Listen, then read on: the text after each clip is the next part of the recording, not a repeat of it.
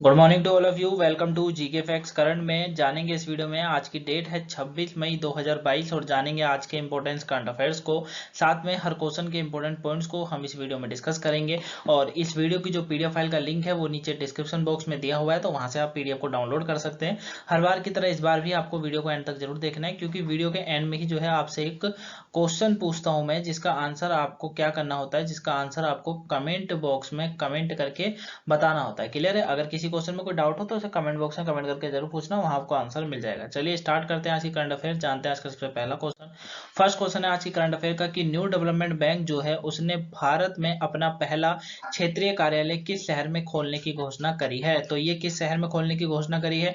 ये करी गई है गुजरात के अंदर। ए ऑप्शन बिल्कुल राइट आंसर है। क्लियर है? याद रखिएगा कि जो न्यू डेवलपमेंट बैंक है उसने गुजरात के अंदर अपना पहला क्षेत्रीय कार्यालय जो है खोलने की घोषणा करी है। गुजरात के अंदर है इंटरनेशनल फाइनेंस टेक सिटी, वहां पर ये खोलने की जो है घोषणा करी गई है। अब बात आती है सर, खोलने की जो घोषणा हुई है इसके पीछे का उद्देश्य क्या है? तो उद्देश्य देखिए इतना सा है कि जो न्यू डेवलपमेंट बैंक है वो देश के ढांचागत और सतत विकास, ठीक है, यानी कि सतत विकास में क्या आता है, काफी बार बताया मैंने, भारत के सतत विकास लक्ष्य क्या है? गरीबी दूर करना, समानता लाना, महिलाओं को आगे बढ़ाना, है ना, जो है हर किसी को अच्छा रोजगार देना, ये सब इसका लक्ष्य है। तो इसी की जरूरतों को जो है पूरा किया जाएगा न्यू डेवलपमेंट बैंक के द्वारा। ये आपको याद रखना है, ठीक है। अभी जो है ना ब्रिक्स देशों की बहुपक्षीय बैठक हुई थी, मैंने आपको बताया भी था, उसके ऊपर वीडियो बनाई थी। जो है ना ब्रिक्स देशों की जो बहुपक्षीय बैंक है न्यू डेवलपमेंट, उसके बीच में ये हुआ है। तो ए ऑप्शन इसका बिल्कुल राइट आंसर है, याद रखिएगा, ठीक है। क्वाड की बैठक हुई थी अभी, ब्रिक्स की नहीं, लेकिन ब्रिक्स देशों का जो बहुपक्षीय बैंक है न्यू डेवलपमेंट, उसने ये घोषणा करी है। तो इसका ए ऑप्शन बिल्कुल राइट आंसर है। जो बैठक हुई थी वो क्वाड की हुई थी, उसका भी आगे क्वेश्चन है, उसमें समझेंगे। नेक्स्ट क्वेश्चन है कि सुप्रीम कोर्ट ने खनन कंपनियों को किस राज्य के खदानों से निकाल गए लोहे आइसक के खनन और निर्यात की मंजूरी दे दी गई है। तो ये किसने दी है, मतलब सुप्रीम कोर्ट ने कहां से दी है? तो ये जो दी गई है वो कर्नाटक, इसका बिल्कुल राइट आंसर होगा। बी ऑप्शन बिल्कुल राइट है। तो कर्नाटक राज्य में जो है जो सुप्रीम कोर्ट है उसने खनन कंपनी, यानी कि कर्नाटक की जितनी भी खनन कंपनियां हैं उनको जो है खदानों से निकाले गए लोहे आयस्क के खनन और निर्यात की मंजूरी जो है दे दी गई है। ये आपको याद रखना है, ठीक है। अब देखिए खनन कंपनियों को कर्नाटक के बल्लारी, है ना, चित्रदुर्गा और तुमुकुरु जिले में खदानों से निकाला गया लोहा आइसक जो भी है उसके खनन को और निर्यात को जो है मंजूरी सुप्रीम कोर्ट के द्वारा भी दी गई है। 2012 में जो है ना कर्नाटक से लोहा आइसक की निर्यात पर रोक लगा दी गई थी।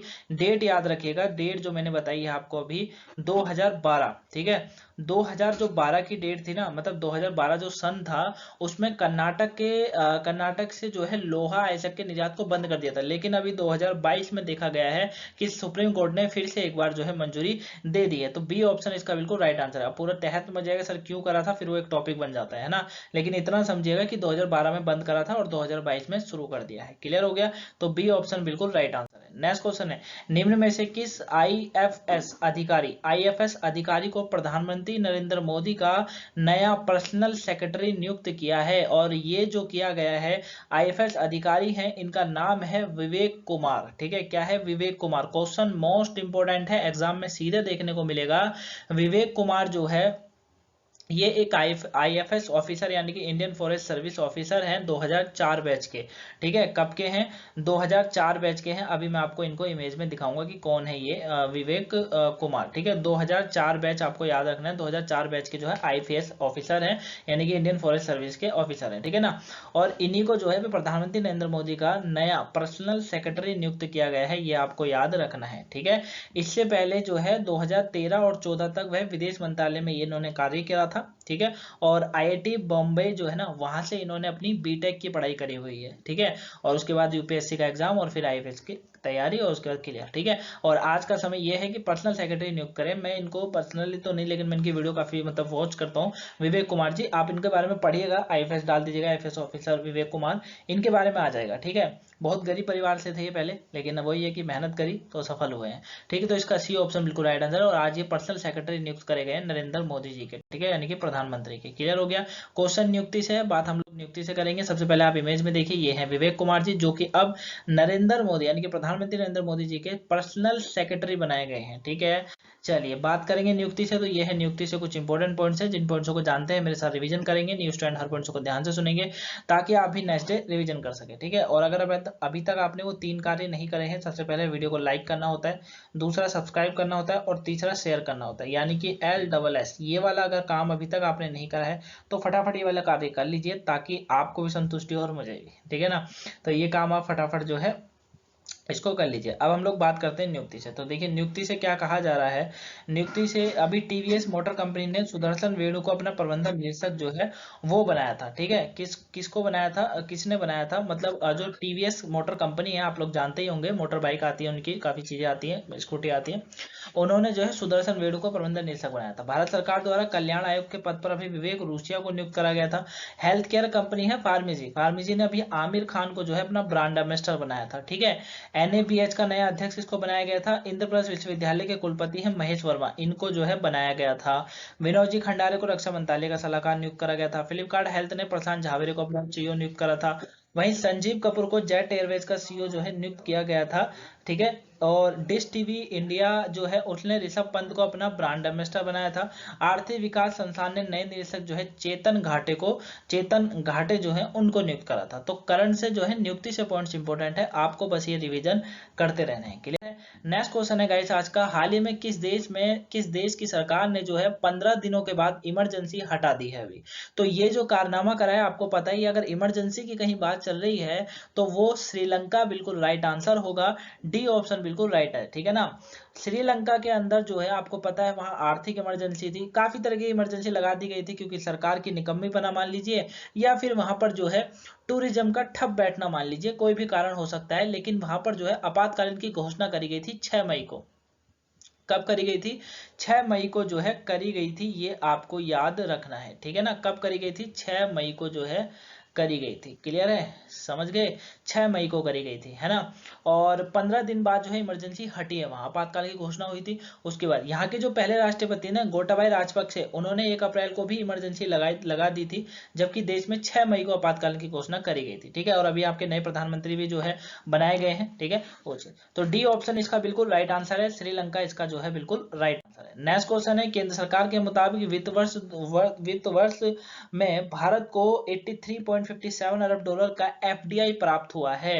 ठीक है, कौन से वर्ष में प्राप्त हुआ है, तो जाहिर सी बात है 2022 इसका जो है वो बिल्कुल राइट आंसर है। क्लियर है, याद रखिएगा, बहुत बड़ी उपलब्धि है इस समय भारत के लिए। मैं आपको बताता हूँ 83.57 जो है अरब डॉलर का FDI प्राप्त हुआ है। क्या प्राप्त हुआ है, FDI प्राप्त हुआ है। ठीक है, अब देखिए केंद्र सरकार के मुताबिक बताया जा रहा है कि वित्त वर्ष में 2022 में जो भारत का 83.57 अरब डॉलर का FDI प्राप्त हुआ है, जिसमें से विनिर्माण क्षेत्र में जो FDI है ना, इक्विटी, वो 2020 में -21 जो है की तुलना में 2021-22 में 76% की वृद्धि देखी गई है। ठीक है, हो क्या रहा था, ध्यान से समझिए, क्वेश्चन इंपॉर्टेंट है। 2020 में क्या हुआ था, विनिर्माण जो क्षेत्र होता है, विनिर्माण क्षेत्र आप लोग अच्छे से जानते हैं, उसमें FDI इक्विटी जो होती है ना, FDI इक्विटी प्रवाह, वो 2020 में माइनस में चला गया था। ठीक है, किस में चला गया था, माइनस में चला गया था, -21 चला गया था। कितना गया था, -21 चला गया था, यानी कि करीबन 12.09 बिलियन डॉलर चला गया था, ये भी कह सकते हैं 12 बिलियन चला गया था। ठीक है ना, अब इसकी तुलना में ना 2021-22 में देखा गया है कि जो विनिर्माण क्षेत्र में जो FDI इक्विटी थी, उसमें 76% की वृद्धि हुई है। कितने की, 76% की वृद्धि हुई है, यानी कि करीबन 21.34 बिलियन जो है FDI प्राप्त हुई है। ठीक है, ये आपको याद रखना है। ए ऑप्शन इसका बिल्कुल राइट आंसर। आई होप आप इसको अच्छे से समझ गए होंगे। नेक्स्ट क्वेश्चन है आज का, दिल्ली के नए उपराज्यपाल निम्न में से किसे नियुक्त करा गया है। तो अभी दिल्ली के उपराज्यपाल जो है उनको चेंज कर दिया गया है, और अब दिल्ली के उपराज्यपाल जो बनाए गए वो विनय कुमार सक्सेना को जो है बनाया गया है। बी ऑप्शन बिल्कुल राइट आंसर है। ठीक है, याद रखिएगा, विनय कुमार सक्सेना को 23 मई को ही जो है दिल्ली का नया उपराज्यपाल नियुक्त कर दिया गया था। ठीक है, अब बात आती है सर अनिल बैजल को क्यों हटा दिया गया।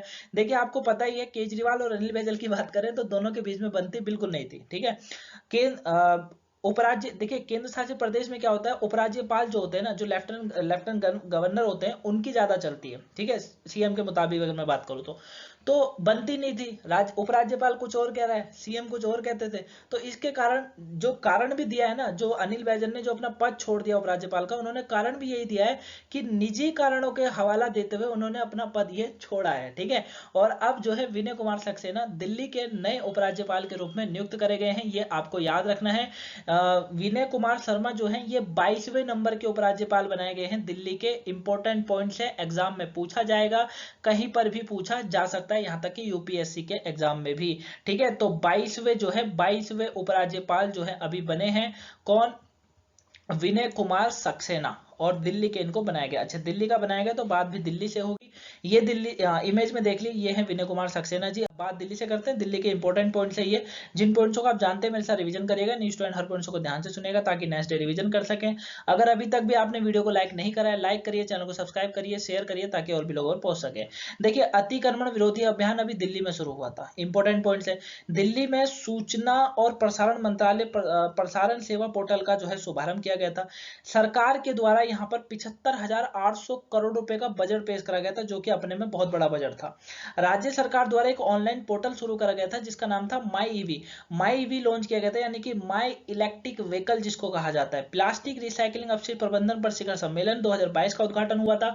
भारत का पहला ई कचरा इको पार्क खोलने की घोषणा दिल्ली में हुई थी। राज्य की पुलिस ने स्मार्ट कार सशस्त्र लाइसेंस की शुरुआत करी थी अभी। और रिलायंस बीपी ने भारत का सबसे बड़ा ईवी चार्जिंग हब भी यहीं पर स्थापित करा था। इंपॉर्टेंट रिवीजन करते रहिएगा। मैप में आप ये देख ही सकते हैं, ये इलाका पूरा दिल्ली का है। ठीक है, वहीं यहाँ की कैपिटल जो है वो क्या है, वो है न्यू दिल्ली। अरविंद केजरीवाल सीएम है। अनिल बैजल पहले उपराज्यपाल थे, अब नहीं है। विनय कुमार सक्सेना है अब। राज्यसभा की 3 सीटें हैं, लोकसभा में 7 सीटें हैं। सबसे ज्यादा केंद्र में अगर बात करेंगे तो असेंबली में 70 सीटें दिल्ली के अंदर है, याद रखिएगा। चलिए, नेक्स्ट क्वेश्चन है आज का, निम्न में से किस बैंक ने एजेस फेडरल लाइफ इंश्योरेंस में अपना 1/4 शेयर बेचने के लिए जो है एक शेयर खरीद समझौता किया है? तो ये जो कारनामा करा है आईडीबीआई बैंक के द्वारा करा गया है। इसका सी ऑप्शन बिल्कुल राइट आंसर है। आईडीबीआई बैंक ने क्या कहा है कि जीवन बीमा कंपनी है एजिस फेडरल लाइफ इंश्योरेंस, उसमें अपनी 25% हिस्सेदारी यानी कि अपना 1/4 शेयर जो है करीबन बेचने के लिए एक शेयर खरीद समझौता भी किया है। ठीक है, यानी कि करीबन 580 करोड़ रुपए का जो है शेयर बेचा गया है। ये आपको याद रखना है। ठीक है, शेयर से जितने भी क्वेश्चन आते हैं ना उनको एक जगह लिख लिया करो, इंपॉर्टेंट होते हैं ये। चलिए, नेक्स्ट क्वेश्चन है आज का, विश्व बैंक ने खाद्य संकट को कम करने के लिए कितने बिलियन डॉलर की सहायता देने की घोषणा करी है? तो ये जो है अभी घोषणा जो करी गई है वो करीबन 30 बिलियन डॉलर की करी गई है। इसका डी ऑप्शन बिल्कुल राइट आंसर है। ठीक है, विश्व बैंक ने खाद्य संकट को कम करने के लिए, ठीक है, किसको? खाद्य संकट को कम करने के लिए ये घोषणा करी है। और अगले 15 महीनों में विश्व भर में चल रहे खाद्य असुरक्षा, आपको पता ही है, इसके ऊपर मैंने काफी बार वीडियो बनाई है, चाहे श्रीलंका के ऊपर हो, चाहे फिर अपने देश भारत में ही गेहूं की कमी क्यों ना हो, इसके ऊपर सब जगहों पे वीडियो बनी हुई है, जीके फैक्ट्स में आप देख लीजिएगा। ठीक है, देखिए, भारत के अंदर भी अगर मैं बात करूं तो विश्व में दूसरा सबसे बड़ा गेहूं उत्पादन के क्षेत्र में भारत आता है, जबकि भारत के अंदर भी देखा गया था कि गेहूं की कमी हो गई थी। ठीक है, भारत के अंदर खुद जहां आटा 25-30 रुपए मिलता था, वहां 36 से 40 रुपए जो है आटा जा चुका था। ठीक है, कि श्रीलंका की तो हम बात ही नहीं कर रहे, श्रीलंका तो अलग ही है बिल्कुल, है ना। लेकिन भारत जो कि विश्व में दूसरा सबसे बड़ा गेहूं उत्पादन का देश है, वहां पर भी कमी देखी गई थी। और कारण एक ही है, रूस यूक्रेन का संकट। क्लियर है, याद रखिएगा। तो अभी जो है इसी को देखते विश्व बैंक ने खाद्य संकट को कम करने के लिए 30 बिलियन डॉलर का जो है सहायता देने की घोषणा करी है, ये आपको याद रखना है। नेक्स्ट क्वेश्चन है आज का, निम्न में से कितने करोड़ रुपए में स्थापित भारत के पहले 5G टेस्ट बेड का उद्घाटन किया गया है ना। इसके ऊपर जो है वीडियो जल्दी आपको मिल जाएगी, 5G के ऊपर 5G टेस्ट बेड का जो है उद्घाटन किया, 5G टेस्ट बेड का जो है उद्घाटन यहाँ पर जो किया गया है। ठीक है, थोड़ा सा उसको जो है इग्नोर करिएगा, पीछे जो रिंगटोन आ रही थी। ठीक है ना, तो इसका जो है ना बिल्कुल 220 ए बिल्कुल जो है वो बिल्कुल राइट आंसर है। 220 करोड़ रुपए स्थापित भारत का पहला 5G टेस्ट बेड का उद्घाटन प्रधानमंत्री नरेंद्र मोदी ने हाल ही में जो है किया गया है। ठीक है, इसका उद्देश्य दूरसंचार उद्योग को भारत के भीतर अपना उत्पादनों का परीक्षण और सत्यापन करने और विदेशों में सुविधाओं को प्राप्त करने के लिए बनाया गया है। ठीक है, इसके ऊपर जल्दी वीडियो में समझेंगे इसको अच्छे से। लेबर पार्टी के नेता एंथनी अल्बनीज, बहुत इंपॉर्टेंट क्वेश्चन है, ध्यान से समझिएगा। एंथनी अल्बनीज ने हाल ही में किस देश के प्रधानमंत्री के रूप में शपथ ली है? ये ऑस्ट्रेलिया के नए प्रधानमंत्री बने हैं। मैं आपको बता देता हूं, देखिए क्वाड की अभी बैठक हुई थी 24 मई को, जिसमें प्रधानमंत्री नरेंद्र मोदी जो है जापान के टोक्यो में उन्होंने हिस्सा लिया था। उस जब वो वीडियो मैंने आपको कराई थी उसमें भी मैंने आपको बताया था कि ऑस्ट्रेलिया के जो नए प्रधानमंत्री हैं लेबर पार्टी के एंथनी ने जो है इसमें भाग लिया था, ठीक है ना। अब ये जो है वहां के 31वें प्रधानमंत्री बने हैं अभी, कहाँ के? ऑस्ट्रेलिया के, ठीक है। याद रखिएगा, अल्बनीज ने जो है 9 साल बाद सत्ता अपने हाथों में ली है। काफी अच्छे व्यक्ति हैं और हिंदुओं के प्रति हिंदी मतलब हिंदू समाज के प्रति इनका काफी जागरूकता है, ठीक है ना। काफी अच्छे मतलब इनके विचार विमर्श है इस तरीके से। तो इसका बी ऑप्शन बिल्कुल राइट आंसर है। इमेज में आप इनको देख भी सकते हैं, ठीक है। नेक्स्ट क्वेश्चन है, रेटिंग एजेंसी आईसीआरएफ के अनुसार वित्त वर्ष 2021-22 के चौथे तिमाही में भारत का सकल घरेलू उत्पाद यानी कि जीडीपीआई की वृद्धि दर गिरकर कितने प्रतिशत हो गई है? तो करीबन 3.5% जो है ये हो चुकी है भारत की जीडीपी, ये आपको याद रखना है, ठीक है ना। तो चौथी तिमाही में भारत का सकल घरेलू उत्पाद यानी कि जीडीपी जो है उसकी वृद्धि दर गिरकर 3.5% रहने का अनुमान जो है अभी लगाया गया है, और तीसरी तिमाही में यही अनुपात 5.4% का था, ठीक है। अब बात आती है, सर अगर ये गिरा है तो क्यों गिरी है? गिरने का कारण बहुत सारा है। जैसे हमने गेहूं का उत्पादन माफ करिएगा, गेहूं का निर्यात रोक दिया, हमारे देश में खुद में गेहूं नहीं है उतना, तब कि हम दूसरे नंबर पर आते हैं, उसके बाद भी रोक दिया, तो जहां पर हमको प्रॉफिट हो रहा था वहां पे लॉस होना स्टार्ट हो गया है ना। चीजों के दाम बढ़ाने लग गए, हालांकि अब थोड़ा सा मेंटेन होने लगा है, लेकिन ये सारे कारणों की वजह से ये देखने को हमको मिला है। तो बी ऑप्शन इसका बिल्कुल राइट आंसर है। नेक्स्ट क्वेश्चन है, विश्व कछुआ दिवस निम्न में से कब मनाया जाता है? तो विश्व कछुआ दिवस जो है ये 23 मई को मनाया जाता है। इसका डी ऑप्शन बिल्कुल राइट आंसर है, याद रखिएगा, ठीक है। चलिए कल के क्वेश्चन के आंसर की बात कर लेते हैं। कल का क्वेश्चन था, OICA की रिपोर्ट के मुताबिक भारत किस देश को पीछे छोड़कर विश्व का चौथा सबसे बड़ा वाहन बाजार बन गया है? तो जर्मनी को जो है अभी पीछे छोड़ा था। बी ऑप्शन बिल्कुल राइट था, और ऑलमोस्ट जो थे सबके आंसर बिल्कुल राइट थे। क्लियर है। चलिए आज का क्वेश्चन है आप लोगों के लिए, निम्न में से किसकी अध्यक्षता में नई दिल्ली में राष्ट्रीय स्टार्टअप सलाहकार परिषद की चौथी बैठक हुई है? आंसर कमेंट बॉक्स में बताएगा। चलिए मिलेंगे नेक्स्ट वीडियो में, तब तक के लिए thank you for watching guys, have a nice day, thanks for watching. जाने से पहले अपना कार्य पूरा करिएगा, वीडियो को लाइक करना, चैनल को सब्सक्राइब करना, अगर न्यू स्टूडेंट है शेयर करना ताकि और भी लोगों को पहुंच सके, कमेंट करना, ठीक है। और आने वाली सभी वीडियो को वॉच करा करो, आपके पेपर के पॉइंट ऑफ व्यू से इंपॉर्टेंट है। मिलेंगे नेक्स्ट वीडियो में, तब तक के लिए थैंक्स फॉर वॉचिंग गाइस।